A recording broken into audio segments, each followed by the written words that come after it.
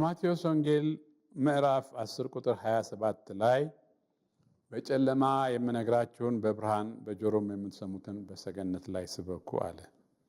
ጌታችን ኢየሱስ ክርስቶስ ነው ይህንን የተናገረው በማቴዎስ 10:27 ላይ። ጌታችን ኢየሱስ ክርስቶስ በጨለማ የምነግራችሁን በብርሃን በጆሮም የምትሰሙትን በሰገነት ላይ ስበኩ ያለው ይህንንም አገልግሎት እንድንሰጥ ስለሚፈልግ ነው። ወንጌልን እንድናገለግል የአደባባይ ምስክሮች እንድንሆን ጌታ ይፈልጋል። በከፍተኛ ቦታ ላይ ወጣችሁ በይፋ አስተምሩ ማለት ነው። ቀለል በአማርኛ ሲገለጽ በጆሮ የሰማችሁትን በአደባባይ አውሩት ማለት ነው። በሰገነት ከፍተኛ ቦታ ማለት ነው። አደባባይ ወይም ጣራ የሚለው ሩፍ ላይ ማለት ቆማችሁ ተናገሩ እንደማለት። ጣራ ላይ መውጣት ወንጌልን መስበክ በዛሬው ጊዜ እንደ ሞኝነት ወይም እብደት ሊያስቆጥር ይችላል። ካልጠፋ ቦታ ለምን ጣራ ላይ ተባለ? እነዚህ የተለያዩ ቃላት ይሁኑ እንጂ የሚያመለክቱት አንድን ሐሳብ ነው። ይህም ሐሳብ ወንጌልን በይፋ ወይም በግልጽ ሕዝብ ሁሉ ሊሰማ በሚችል መንገድ ማወጅን የሚያመለክት ነው እንጂ ሌላ ትርጉም የለም። በአደባባይ ወንጌልን መስበክ ልዩ ፈቃድ ከሚመለከታቸው ካልተገኘ በቀር የሚቻል አይደለም። አንድ ጊዜ በወንጌል በመስቀል አደባባይ ወንጌልን ሊሰብክ ነው ተብሎ ብርቱ ረብሻ ከወንጌል ተቃዋሚዎች መቀስቀሱ ይታወሳል። ጌታችን ኢየሱስ ክርስቶስ በሰገነት ወይም በከፍተኛ ቦታ በአደባባይ ሆናችሁ ስበኩ ሲል ምን ማለቱ ነው?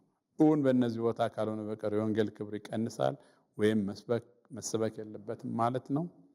አይደለም። ምስጢራዊ ሐሳቡ ወንጌል በይፋ ለሰዎች ሁሉ በሚመች መንገድ እንዲሰበክ ማስተማሩ ነው እንጂ የቦታ ጉዳይ አይደለም። ይህም ሬዲዮ፣ ቴሌቪዥን፣ ኢንተርኔት የመሳሰሉትን ሁሉ የሚያካትት ነው ማለት ነው። እንዴት ነው በይፋ የሚነገረው? ይህ የመንግስት ወንጌል ክርስቶስ ከመመለሱ በፊት በይፋ መነገር እንዳለበት ጌታችን ኢየሱስ ክርስቶስ ተናግሯል። ማቴዎስ 24:14 ላይ ለአሕዛብ ሁሉ ምስክር እንዲሆን ይህ የመንግስት ወንጌል በዓለም ሁሉ ይሰበካል ብሏል። የመንግስት ወንጌል ይሰበከው የተባለው የየትኛው መንግስት ነው? የሚኒሊክ ኃይለ ሥላሴ የደርግ ወይስ የኢህአዴግ መንግስት ማለቱ ሳይሆን የምትመጣው የእግዚአብሔር መንግስቱ ወንጌል ማለት ነው። ወንጌል ወንድሞቼ ወደፊት የምትመጣ ዘላለም የእግዚአብሔር መንግስት ተስፋ ነች። ይህችንም ተስፋ በጉጉት እንጠባበቃለን። ይህች መንግስት መጣ ዘንድ እንድንለምን ጌታ ለሐዋርያት ባስተማረው ጸሎት ላይ በዚች መንግስት በሽታ፣ ስቃይ፣ ስራ አጥነት፣ ረሃብ፣ መከራ፣ እርዛት፣ ጭቆና ስለሌለ ይህች መንግስት እንድትመጣ ለምኑ ብሎ ተናገረ። አዲስ ሰማይና አዲስ ምድር አየሁ ይላል ሐዋርያ ዮሐንስ። ፊተኛው ሰማይና ፊተኛው ምድር አልፈዋል፣ ባህር ወደፊት የለም። ቅድስቱ ከተማ አዲስቱ ኢየሩሳሌም ለባሏ እንድትሸለመች ሙሽራ ተዘጋጅታ ከሰማይ ከእግዚአብሔር ዘንድ ስትወርድ አየሁ። ታላቅም ድምፅ ከሰማይ ነው፣ እግዚአብሔር ድንኳን በሰዎች መካከል ነው፣ ከእነርሱ ጋር ያድራል፣ እነርሱም ሕዝብ ይሆናሉ። እግዚአብሔርም እርሱ ራሱ ከእነርሱ ጋር ሆኖ አምላካቸው ይሆናል። እንባዎቹን ሁሉ ከዓይኖቻቸው ያብሳል። ሞትም ከእንግዲህ ወዲህ አይሆንም፣ ሐዘንም ቢሆን ወይም ጩኸት ወይም ስቃይ ከእንግዲህ ወዲህ አይሆንም፣ የቀደመው ስርዓት አልፏል ነው። ራእይ 21 ላይ የምናየው የአዲሲቱ ዓለም ተስፋ ነው። ይሄ አሁን ያነበብነው ክፍል። ይህ የመንግስት ወንጌል የምንለው የእግዚአብሔር ቃል የሆነ መጽሐፍ ቅዱስ ነው። መጽሐፍ ቅዱስ ከፍተኛ አድናቆትን ክብር የሚገባው ታላቅ ስነ ጽሑፍ ብቻ ሳይሆን በማንኛውም ጊዜና ስፍራ ለሚገኙ ህዝቦች ሊጠቅም የሚችል የምስራች ቃል ነው። መልእክቱን ሰው ሁሉ ሊረዳውና በዕለታዊ ኑሮ በተግባር ሊያውለው የሚገባ ነው።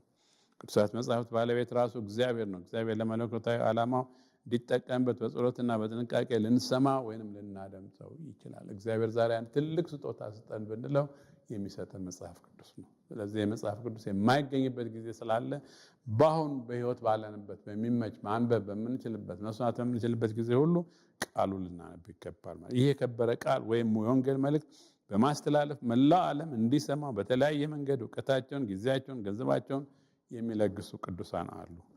አንድን መልእክት በሬዲዮ በቴሌቪዥን ለማስተላለፍ ሂሳቡ የሚከፈለው በደቂቃ እየተሰላ ነው። ይህንን ዋጋ በመክፈልና የጌታችን ኢየሱስ ክርስቶስ የተስፋ ቃል ተፈጽሞ ሰዎች ሁሉ ወደ መዳን እንዲደርሱ ለማድረግ የኔና የናንተ አስተዋጽኦ እንደቀደሙት አባቶቻችን ሁሉ እጅግ አስፈላጊ ነው። ክርስቲያን ወገኖች ይሆን ሁሉ ወንጌልን በማወጅ በኩል ድርሻዬን ተወጥቻለሁን ብለን ራሳችንን መጠየቅ ይኖርብናል። ሉትራን አወር በተባለው የወንጌል አገልግሎት በሰሜን አሜሪካ ባሉ ሀገሮች በየዓመቱ 1.2 ሚሊዮን ሰዎች ከ800 የሬዲዮ ጣቢያዎች ወንጌልን ይሰማሉ። በሚሊዮን የሚቆጠሩ ህዝቦችም የምስራቹን ቃል እየሰሙ ምላሽ ይሰጣሉ። በተደረገው ጥናት በአፍሪካ ውስጥ በሉትራን አወር ሚኒስትሪ በሚሰጥ የሬዲዮ አገልግሎት በአመት በአማካይ 180 ሺህ ህዝብ ያህል ለወንጌል ጥሪ ምላሽ ይሰጣል። ሬዲዮ ኃይለኛ መገናኛ ብዙሃን አውታር ነው። የተቆለፉት በሮች ሳይከለክሉት ወደ ማንኛውም ሰው ቤት ሳያንኳኳ መዝለቅ የሚችል ነው። የቤተ መንግስት አጥርና የክብር ዘቦች ሊያግዱት የማይችሉት የትም ገብቶ የተፈለገውን መልእክት የሚያደርስ መሳሪያ ነው። ይህ መሳሪያ በረጅም የምርምር ውጤት የተደረሰበት ነው። ጄምስ ክላርክ ማክስዌል የተባለ እንግሊዛዊ የብርሃን ማግኔታዊ ሞገድ አካሄድን የሚገልጸውን ስነ ሐሳብ ወይም ቲዮሪ በ1873 ይፋ ካደረገ በኋላ በ15 ዓመት ቆይቶ የጀርመኑ የፊዚክስ ሊቅ ሄንሪ ሄርዝ ደግሞ ቲዮሪውን ስነ ሐሳቡን ወደ ተግባር መተርጎም ሞገድ በኤሌክትሪክ ኃይል የሚጓዝበት አሰራር በተግባር በመዋል ዛሬ ኪሎ ሄርዝ ተብሎ በስሙ የተሰየመው የሞገድ ፍሰትና ምልልስ አሰራርን ተግባራዊ አደረገ። በእነዚህ ግኝቶች ላይ በመመስረት ጣሊያናዊ ኤሌክትሪክ ኢንጂነር እና የፊዚክስ ምሁር ጉሌሞ ማርኮኒ ያለ ኤሌክትሪክ ሽቦ እርዳታ ዓለምን አቋርጦ የሚሄድ የድምፅ ሞገድ የማስተላለፍ ስልት በማጥናትና በመተግበር ሬዲዮ አገልግሎት የሚያስጀምረውን ረቂቅ ጥናት ይፋ አደረገ። በዚህ የሬዲዮ አገልግሎት ተጀመረ። እግዚአብሔር በየዘመናቱ ለዓላማ ማስፈጸሚያ የሚሆኑ ሰዎችን እያስነሳ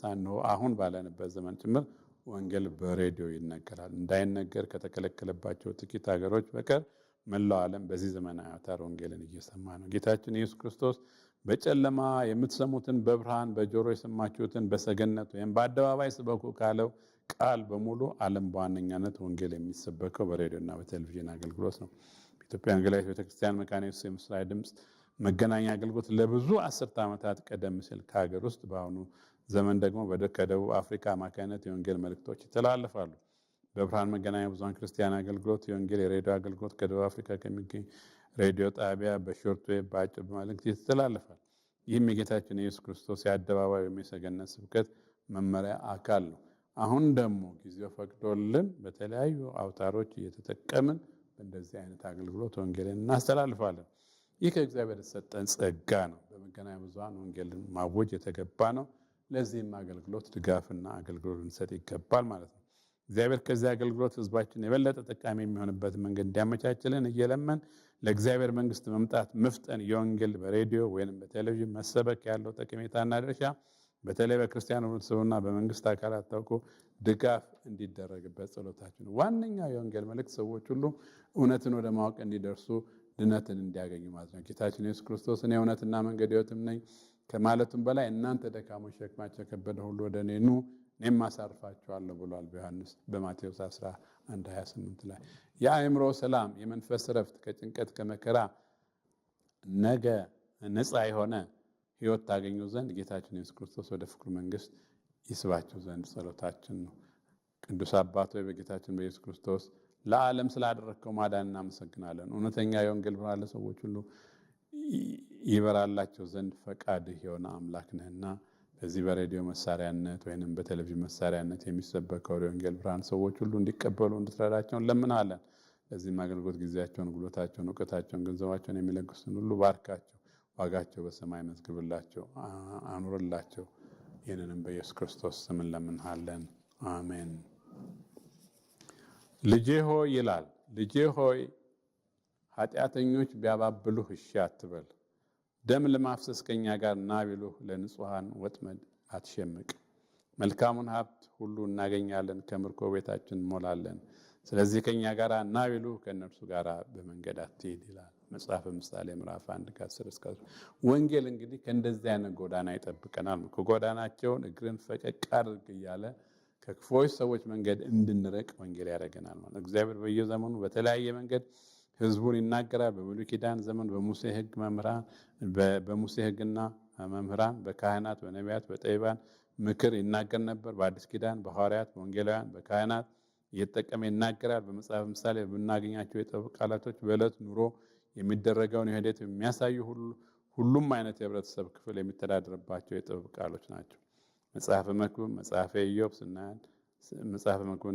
ኢዮብ ስናያቸው ይህ በህይወት ጉዞ ከሚያጋጥሙ ውጣ ውረድ ጋር የተያዙ ከነዚህ ውጣ ውረዶች ለህይወት የሚተርፍ ትምህርት እንደሚገኝ እንረዳለን። የቀደሙ አባቶች አባባሎች ከብስለታቸው የተነሳ እስከዛሬ ያለ መሰልቸት እየተነገሩ የአካባቢው ህብረተሰብ ለማስተዳደር ለመሸምገል አጥፊዎችን ለመምከርና ለመገሰጽ እስካሁን ድረስ በህዝቡ ዘንድ ተቀባይነት ያላቸው ያልቀዘቀዙ አባባሎች አሉ። እንደነዚህ አይነት የቀደሙ አባባሎች መዝግቦ ለትውልድ ማስተላለፍ ጥቅሙ ጥያቄ ውስጥ የሚገባ አይደለም። ሶቅራጥስ የተባለ ታላቅ የግሪክ ፈላስፋ ክርስቶስ ልደቱ በፊት 470 ዓመት የኖረ ሰው ነው። ፍትህ ምንድነው ተብሎ ሲጠየቅ ፍትህ የሐቅ የጥበብ ፍቅር ነው። ሐቅ እና እውነት ያለው እያንዳንዳችን ውስጥ ነው። የኔ ሚና ያንን ሳቃችሁ እንድታወጡ ሐቃችሁን እንድታወጡ ማገዝ ነው። ፍትህ፣ ሐቅ፣ ጥበብ፣ ፍቅር፣ እውነት ያለው እያንዳንዳችን ውስጥ ነው ይልና ሶቅራጥስ ይላል የኔ ሚና ያንን ሳቃችሁ እንድታወጡ ማገዝ ነው። እናንተ እያንዳንዳችሁ የእውነት እናቷ ስትሆኑ እኔ አዋላጅ ነኝ ይላል። ፕላቶ ሶቅራጥስ ደግሞ እንዲህ ሲል ተናገረ። ዛሬ ሌሊት ልታመልጥ ትችላለህ፣ ላመልጥ አልፈልግም። ሞት የሚፈርዱብህ አውቃለሁ። ለእውነት ካልሞትንላት ምኑን እውነት ሆነች? ዛሬ ማታ ሊገሉት ስለሚፈልጉ ብታመልጥ ሲሉት ነው ሶቅራጥስ ነው የሚያለሰው። ላመልጥ አልፈልግም፣ ሞት የሚፈርዱብህ አሉ ሲሉት አውቃለሁ፣ ግን ለእውነት ሞት ስላለብኝ ማምለጥ አልፈልግም እንዳለ እናያለን። ዲካርት የተባለ ሰው በቁስ አካል ውስጥ የሚኖር አሳቢ ነፍስ ነው ሰው ይለዋል። ይህን ልንከዳው የማንችለው እውነት ነው። ቶማስ ኤዲሰን ደግሞ ስኬት ከስህተት ማዕፀን ውስጥ ትበቅላለች ይላል። ገንዘብ እንደ ግብአት የምትጠቀምበት እንጂ የምትከምረው አይደለም ይላል። ትዳር ሲጨፍኑ የሚበራ ሲገልጡት የሚጠፋ መብራት ነው ይላል ሌላ ቦታ ላይ። ሲጨፍኑ የሚበራ ሲገልጡ የሚጠፋ መብራት ነው። የመጠባበቂያ አሳቻ ስፍራ እንጂ ጎን ማሳረፊያ አይደለም። ለእርሱ መንገድ ትቼ ለሰው ነገርኩና የሞላው ጉዳይ ተመልሶ ጠና። ሰው አርገን እንደ ፎቶግራፍ ምስል ብቻ አታርገን። የድሚቱን ልጅ አይጡ በላቻት፣ ወቅትና ሰፈሩ ጊዜው ባይመቻት። ወርቅ ባካፋ በደጅ ይደፋ፣ እኛን የተጋፋ እጅግ የማይፋፋ። የጥበብ ገበያ መጽሐፍ ቅዱስ ለጥበብና ለተግሳጽ በጽድቅ ላለ መንገድ ልብን ለማቅናት የሚረዳ ሲሆን አንዳንድ ክፍሎች ረቂቅነት ስላላቸው በተራ ንባብ ቶሎ የማይገቡ ሊሆኑ ይችላሉ። በስላይ አገላለጽም የህይወትን አካሄድ በምሳሌ የሚጠቀሙ ክፍሎች አሉ። መጽሐፍ ምሳሌ አጻጻፍ ግን ይህን ያህል ድብቅነትና ሚስጥር ሳይሆን ማንም ሰው ሊረዳው የሚችለው መጽሐፍ ነው። በመሆኑም ማንኛውም ሰው በምሳሌዎቹ እየተመሰጠ የህይወትን ረቂቅነት በቀላሉ ሊረዳ የሚችልበት ነው። በዚህ አይነት የምሳሌ መጽሐፍ ስለ ጥበብ ሲናገር ጥበብ በጎዳና ትጮኻለች፣ በአደባባይ ንጹሐን ከፍ ታደርጋለች፣ በከተማይቱ መግቢያ በር ቃልን ትናገራለች። እናንተ አላቂዎች እስከ መቼ አላቂነትን ትወዳላችሁ? ፌዘኞች ፌዝን ይፈቅዳሉ፣ ሰነፎች እውቀትን ይጠላሉ። ወደ ዘለፋ የተመልሱ ነው መንፈሴን አፈስላቸዋለሁ፣ ቃሌን አስተምራቸዋለሁ ይላል። ከዚህ ቃል የምንረዳው ጥበብ ሁሉ የተሰጠች የገበያ ላይ ስጦታ እንጂ ለተወሰኑ ሰዎች የተፈቀደች እንዳልሆነች ነው። ጥበብ የሚያስፈልጋቸው ፌዘኞች፣ ሰነፎች ጭምር ለፈለጉ ሁሉ እንጂ ለተመረጡ ይሆን ብቻ እንዳልሆነ ነው። ማናችንም ብንሆን በሰነፎችና በፌዘኞች ጎራ መመደብ አንፈልግም። ነገር ግን የኃላፊነት ስሜታችን ዝቅተኛ ከሆነ ወይም ከመጣ ሁሉ ጋር ሳናጣራ የምንጓዝ ወይም የምንፈስ ከሆነ ከሰነፎች ጎራ የምንመደብ ስለሆነ ጥበብ ያስፈልገናል ማለት ነው። ለሰው ግድ የሌለን የምንንቅ የሌሎችን ሀሳብ በማጣጣል የኛ ብቻ የምንል ከሆነ አግባብ ያለው ስነ ምግባር የሚጎለን ከሆነ ያኔ ጥበብ የሚያስፈልገን የዛን ጊዜ ነው። ሐዋርያ ጳውሎስ እግዚአብሔር አስቀድሞ ከዘመናት ፊት ለክብራችን የወሰነውን ተሰውሮም የነበረውን የእግዚአብሔርን ጥበብ በሚስጥር እንናገራለን። ከዚች ዓለም ገዢዎች አንድ እንኳን ይህንን ጥበብ አላወቁም። አውቀውስ ቢሆን የክብርን ጌታ ባልሰቀሉት ነበር ይላል አንደኛ ቆሮንቶስ ምዕራፍ 2 ቁጥር 7 ላይ። የዚህ ዓለም ገዢዎች ያላወቁትን የክብር ጌታ ያወቀ ሰው ሌሎች ነገሮችን ለማወቅ አያስቸግረውም። ስለዚህ በክርስቶስ ያሉትን ልንወዳቸው ልናከብራቸው ብንሞክር ጥበብ በእኛ ዘንድ አለች ማለት ነው። ሕይወት ከጅማሬ እስከ ፍጻሜ ወጣ ውረድ የተሞላ ነው። ሕይወትን ያለ ችግር የሚጓዙበት ጎዳና ቢሆን ኖሮ የሕይወት ጣዕም አይገባንም ነበር። ማለት ሕይወት ከጅማሬ እስከ ፍጻሜ ምንድነው? ወጣ ውረድ የተሞላ ነው። ሁልጊዜ ትክክል ቢሆን ኖሮ ጣዕም ባልገባን ነበር። ጌታችን ኢየሱስ ክርስቶስ መጽሐፍ ሲገልጽ ምንም ልጅ ቢሆን ከተቀበለው መከራ መታዘዝ ተማረው። ጌታችን ኢየሱስ ክርስቶስን ነው መጽሐፍ ቅዱስ የሚገልጽ። ምንም ልጅ ቢሆን ከተቀበለው መከራ መታዘዝ ተማረ። በዚህ አይነት የህይወት ውጣና ውረድ ሂደት ህይወት ውጣና ውረድ ሂደት ነው። ሙሉ ሰውና እግዚአብሔር ወደሚፈልገው ደረጃ መድረስ የምንችለው ብርሃናችንን በደንብ የሚበራው በጨለማ ውስጥ አልፈን ስንወጣ ነው። በዚህ አይነት ህይወት ጎዳና ስናልፍ ህይወትም እውነተኛ ጣዕምና ደስታ ይኖራታል። ደስ ያላት ልብ መልካም መድኃኒት ነች ይላል መጽሐፍ ቅዱስ። ደስ ያላት ልብ፣ እውነተኛ ልብ የነፍስ መድኃኒት ናት። ምሳሌ 17:22 ላይ ሻጫቸውና ከብቶቹ ሳር ይብሉ ያሳር አይደለም የምናየው ሁሉ ረመች ይሆን ያሳር ማለቂያው ወይ እሳት አልፈጀው ወይ ከብት አልበላው ይላሉ አቶ ገብረሃና የሚባሉ አንድ አጎት ነበሩ። የእውቀቱ ስዩም ግጥሞች ይላሉ። ፍኖተ አርነት ክብር መንፈሳዊ ሆይ አንተ ፍርዱ አርቃቂ፣ አንተ ፍርድ አጽዳቂ፣ የሆነ ባለቤት የሆነ ጠባቂ፣ ደካማው ሰለባ በኃይል ስር ታስሮ ያመልጥህ ይሆን ክብር ይብቃኝ ብሎ ምን ያስብ ምን ያቅድ ምን ይግብ ምን ይንድ። ሚስቴንም ውሰዳት ርስቴን ረሰው፣ በሬን ሽጥና ልብሴንም ግፈፈው፣ የሬሳ መውጫዬን ቤቴን አታፍርሰው። አንድ ባላገር ነው ስለፈረሰበት ሲናገር ነው። ሚስቴንም ውሰዳት ርስቴን ረሰው፣ በሬን ሽጥና ልብሴንም ግፈፈው፣ የሬሳ መውጫዬን ቤቴን አታፍርሰው። ሰው ሰራሽ ስጋት ይለዋል ነው። ከመሬት መንቀጥቀጥ፣ ከእሳተ ገሞራ፣ ከውሃ መጥለቅለቅ፣ ከመሬት ሸርተቴ፣ ከመብረቅ ከመውረድ፣ ከከባድም ዝናብ፣ ከሱናሚ አደጋ ከፍ ብሎ ይልቃል ሰው ሰራሽ አደጋ። ስጋት ነክሰን ስጋት ተንተርሰን መኖር ከጀመርን ቆየን። የኑሮ ማሻቀብ ስጋት፣ የብሔር ግጭት ስጋት፣ የሃይማኖት ግጭት ስጋት፣ የመናገር ስጋት፣ የመዋጮ ስጋት፣ የምርጫ ስጋት፣ የስራ ዋስትና ስጋት፣ የመሬት ይዞታ ስጋት፣ ስጋት ልብስ ስጋታችን፣ ልብስ ትራሳችን ሆኗል። እኛ ተገዢዎች ብቻ አይደለም፣ የስጋት ቁራኛ ይሆን ገዢዎች የራሳችን ስጋት የራሳቸው ስጋት እንዳለባቸው አይጠረጠርም። የስጋቶቻችን ናዳ ተጭናዎት የተቀበረ ተገዢ ድንገት እንዳላዛር መቃብሩ ፈቅሎ ቢነሳ ታላቅ ስጋት ነው። አንበሳውም ሞተ፣ ነብሩም ተሻገረ፣ መላጣው ዝንጀሮ ይጫወት ጀመረ ይላሉ አቶ ወልደሰንበት የሚባሉ። የ55 ዓመቱን አንበሳ ገለን፣ የ17 ዓመት ፋሻሽ ታባረነ፣ ዝንጀሮና ጦጣ እንቀልባለን። ዘላለም አንተነ የፍርዱ መምህር፣ ስህተት የሌለብህ ያው እግዚአብሔር፣ አንተን የሞከተ ተሳስታል ብሎ ብዙ ጊዜ ያቆይም ይረታል በቶሎ። ተግሳጽም ለጠባይ ካልሆነ አራሚ፣ መናገር ከንቱ ነው ካልተገኘ ሰሚ። የመልኩ ደም ግባት ይመር፣ ሰው ጠባዩ ታውቆ ሳይመረመር፣ መልኩን አይቶ ብቻ ይረባል አይረባም፣ ክፉ ነው ደግ ነው ማለት አይገባም። እውነት ከወደደ ሲቸገር ሲጎዳ፣ በሕይወቱ ሳለ ሰው ወዳጁን ይርዳ። ደስ ያለ መስሏቸው ገንዘብ ያለ ሁሉ እስቲ ባለማወቅ እንዳትታለሉ። ሰዎች ከሰዎች ጋር ሸሪክ ስትሆኑ አቅማችሁን በፊት አይታችሁ መዝኑ። ሳጥናኤል በልቡ እብሪት ባሳደረ የዘላለም ውርደት ተቀብሎ ቀረ። የሰው ልጅ በስራ ቢመካ በከንቱ እንደ ሰናዖር ግንብ ይፈርሳል ብላቱ። እኔስ መጽሐፍ ያየው የሰማው ጥበብ የሰውን ልጅ ያደርጋል ትሁት።